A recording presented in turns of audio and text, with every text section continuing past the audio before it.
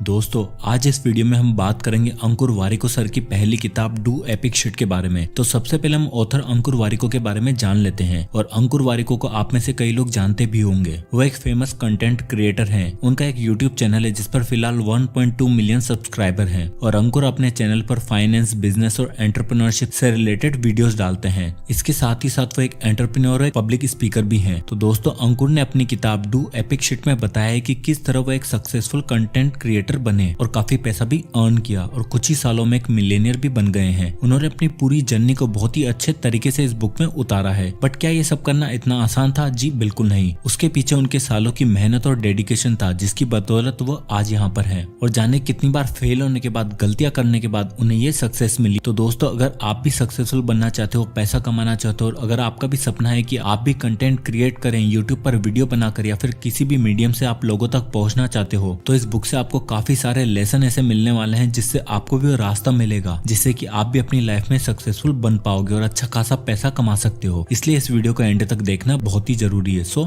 Let's begin. अंकुर जब अपने 20s में थे तब वो IIT में जाना चाहते थे। बट बहुत सारे अटेम्प्ट्स के बाद वो IIT क्लियर नहीं कर पाए। उसके बाद उन्होंने US की यूनिवर्सिटी में PhD करने का सोचा और बहुत सारे रिजेक्शन के बाद उन्हें जैसे तैसे एक यूनिवर्सिटी में एडमिशन भी मिल गया। बट 24 साल की एज में वो PhD को बीच में ही छोड़कर वापस इंडिया आ गए और तब उनके पास ना कोई पैसा बचा था और ना ही कोई प्लान। फिर उन्होंने MBA करने का सोचा और एक बिजनेस स्कूल में एडमिशन भी लिया और MBA खत्म करी। और बहुत सारे फील्ड में हाथ पैर मारने के बाद वो वापस 29 की एज में बिना कोई पैसे के और बिना कोई प्लान के खड़े हुए थे। और 2015 में जब वो 35 साल के हुए तो उन्होंने nearby.com स्टार्टअप खोला और 2019 में यानी कि 39 की एज तक वो उसके CEO रहे। बट अंकुर बोलते हैं कि जब उन्होंने nearby.com छोड़ा तब उनके पास केवल 5 महीने के खर्चे जितने पैसे बचे थे और वापस से वो बिना पैसों के और बिना प्लान के खड़े हुए थे, वो भी 39 की एज में। फिर उन्होंने अपनी कंटेंट क्रिएट करने की जर्नी को शुरू किया और यूट्यूब पर रेगुलर वीडियोस डालना शुरू किया। और केवल 1 से 2 सालों के अंदर ही वो काफी सक्सेसफुल बन चुके हैं और आज वो एक मिलियनियर हैं। अंकुर बोलते हैं कि लाइफ में उन्होंने बहुत सारी मिस्टेक्स करी एक के बाद एक और वो उससे सीखते चले गए और आगे बढ़ते गए। जिस काम में उन्हें लगा कि अब वो उसे और नहीं करना चाहते हैं तो उसे वहीं पर छोड़ा और आगे बढ़े। आज वो 41 साल के हैं और सक्सेसफुल हैं। इसलिए आपकी एज चाहे कुछ भी हो, लाइफ में आपको कितने भी फेलियर मिले उन्हें एक्सेप्ट करो और आगे बढ़ो। तो यही था इस बुक का पहला lesson, success and failure.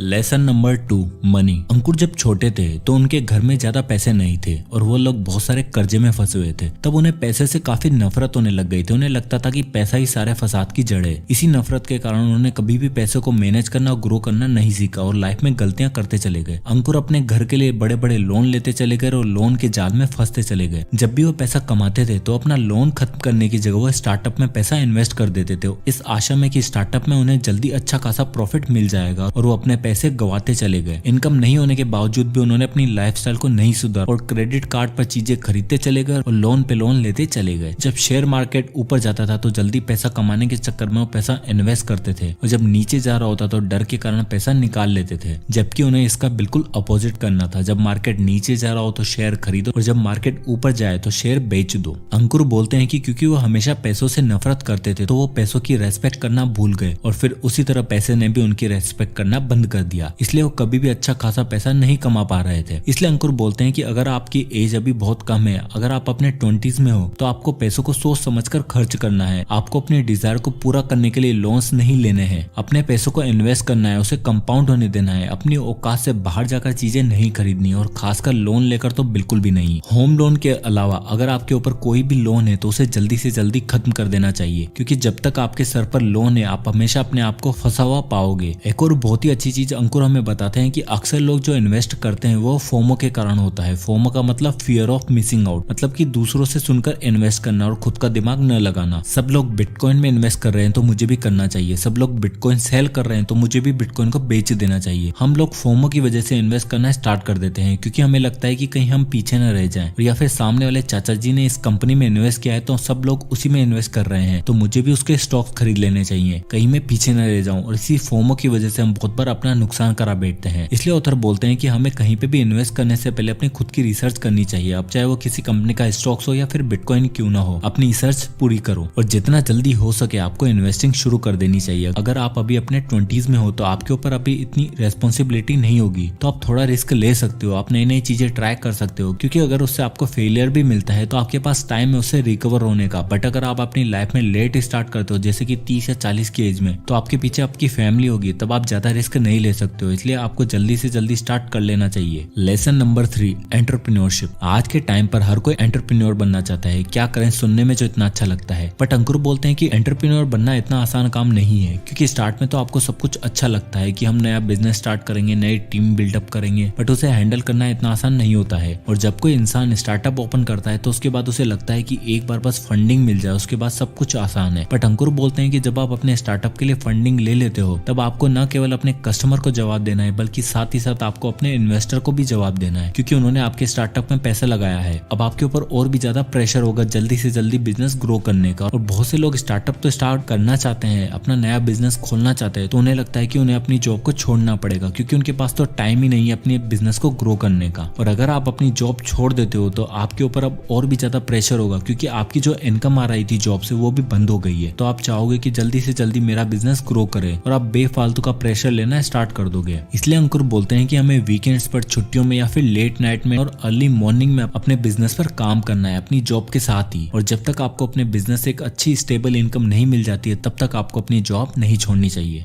Lesson number 4, awareness. अंकुर बोलते हैं कि हम अपनी लाइफ में जो भी डिसीजन लेने वाले हैं वो अवेयरनेस के बेस पर होने चाहिए। हमें पता होने चाहिए कि हम डिसीजन क्यों ले रहे हैं। अंकुर बोलते हैं कि जब उन्होंने बीच में पीएचडी छोड़ी तो उन्हें पता नहीं था कि वो सही डिसीजन ले रहे हैं या फिर नहीं। और उन्होंने जब अपनी अच्छी खासी कॉर्पोरेट की जॉब छोड़ी अपना स्टार्टअप शुरू करने के लिए, उन्हें तब भी पता नहीं था कि वो डिसीजन सही ले रहे हैं या फिर नहीं। बट उन्हें एक चीज अच्छे से पता थी कि आगे वो इन चीजों को कंटिन्यू नहीं करना चाहते हैं। इस बात पर उन्हें पूरा भरोसा था, इसलिए उन्होंने ये फैसला लिया ताकि बाद में उन्हें पछताना ना पड़े। और बहुत से लोग ऐसी जॉब करते हैं जो उन्हें पसंद तक नहीं है, केवल इसलिए क्योंकि दूसरे लोग चाहते हैं कि वो ये जॉब करे, और कभी भी खुश नहीं रह पाते हैं। हमेशा दूसरे लोगों की हाँ में हाँ मिलाते हैं, क्योंकि उन्हें लगता है कि अगर वो ना बोलेंगे तो सामने वाले को बुरा लग जाएगा। इसलिए आप अपने आप से पूछो कि आप जो काम कर रहे हो उसमें खुश हो या फिर नहीं। बार बार आप अपने आप से सवाल पूछो, तब आपको इसका सही जवाब मिलेगा। तो दोस्तों, ये थे 4 लेसन इस अमेजिंग बुक से। अब इस वीडियो को अगर समराइज किया जाए तो सबसे पहले हमने इस वीडियो में अंकुर वारिको की पूरी लाइफ जर्नी को देखा कि कितने सारे फेलियर उनकी लाइफ में आए, सेटबैक आए, बट वो उससे पीछे नहीं हटे, आगे बढ़ते रहे। उन्होंने सबसे पहले अपनी पीएचडी को बीच में ही छोड़ा, उसके बाद उन्होंने अपना स्टार्टअप खोला और nearby.com के सीईओ की पोस्ट से रिजाइन भी किया। और तब वो 39 साल के थे, तब भी उनके पास केवल 5 महीने जितने ही खर्चे बचे थे। और तब उन्होंने अपने कोर्सेज को सेल करना स्टार्ट किया और यूट्यूब पर रेगुलर कंटेंट डालना स्टार्ट किया। उसके बाद उनकी लाइफ पूरी तरीके से चेंज हो गई और वो 2 ही सालों में एक मिलियनियर बन गए। इसके दौरान उन्होंने पैसों को लेकर काफी मिस्टेक्स भी करी, जैसे कि टाइम पर लोन लेना और कुछ ऐसी चीजों को खरीदना जिनकी उन्हें जरूरत तक नहीं थी। पैसा नहीं होने के बावजूद भी अपनी लाइफस्टाइल को मेंटेन रखने के लिए अपना क्रेडिट कार्ड यूज करते रहे, जिससे अगेन वो लोन के जाल में फंसते चले गए। शेयर मार्केट में कुछ गलतियां करते चले गए और लॉस उठाते चले गए। उसके बाद वो सारी गलतियों से सीखते चले गए और लाइफ में आगे गलतियां करने से बचे और यूट्यूब पर एक अच्छे फाइनेंशियल एडवाइजर भी बने। इसलिए वो हमें बोलते हैं कि हमें पैसों की वैल्यू पता होनी चाहिए और हमें अपनी लाइफ में जितना जल्दी हो सके इन्वेस्टिंग स्टार्ट कर देनी चाहिए, क्योंकि जब आप अपने 20s में होते हो तो आप रिस्क ले सकते हो, तब आप एक्सपेरिमेंट कर सकते हो। बाद में आपके ऊपर काफी सारी रेस्पॉन्सिबिलिटी आ जाती है, तो आप उतना रिस्क नहीं ले पाओगे। इसलिए जल्दी इन्वेस्टिंग करके अपने पैसों को कंपाउंडिंग होने दो, तभी आप सही मायनों में पैसों को ग्रो कर पाओगे। तो दोस्तों, ये थे कुछ अमेजिंग लेसन अंकुर वारिको की पहली किताब डू एपिक शिट से। इस बुक में अंकुर ने और भी कई सारे टॉपिक्स को टच किया है, जैसे रिलेशनशिप, हैबिट्स। तो इसलिए आप इस बुक को एक बार जरूर पढ़िएगा। और इस बुक की सबसे खास बात यह है कि आप इस बुक को बीच में से कहीं से भी उठाकर पढ़ सकते हैं और आपको उतनी ही वैल्यू मिलने वाली है। सो आई होप की वीडियो आपको पसंद आया होगा, तो इस वीडियो को लाइक करें और ज्यादा से ज्यादा लोगों तक शेयर करें। और अगर आप इसी तरह के वीडियोस देखना चाहते हैं तो हमारे चैनल को सब्सक्राइब करना ना भूलें। मैं इसी तरह के वीडियोस आपके लिए लाता रहूंगा। और अगर आप किसी भी टॉपिक या बुक पर वीडियो चाहते हैं तो हमें कमेंट बॉक्स में कमेंट करके जरूर बताइएगा। तो मिलते हैं नेक्स्ट वीडियो में, तब तक के लिए जय हिंद।